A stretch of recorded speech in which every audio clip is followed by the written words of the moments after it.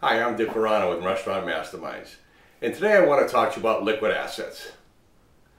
No, seriously, I want to talk to you about liquid assets because that's exactly what I'm standing in front of, liquid assets. This represents real money. And what I want to talk to you about is pricing. Most of us tend to check our pricing right before the season starts. We reprint our menus, adjust all our percentages, good to go. Problem is today, that's not the way it works.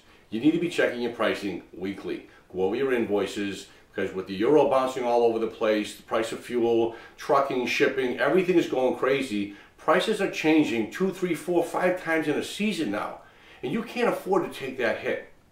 So my tip of the day today is check your invoices, check your pricing on a weekly basis, adjust your costs in your POS system on your drinks. You can do it today, okay? And have a wine menu that you can print yourself, at least the inserts, so that as pricing goes up, you can adjust what you're charging to make sure you're keeping your margins.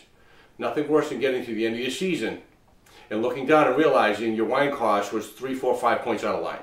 That's money in your pocket, and you work too hard to leave it on the table. And that's today's tip of the day.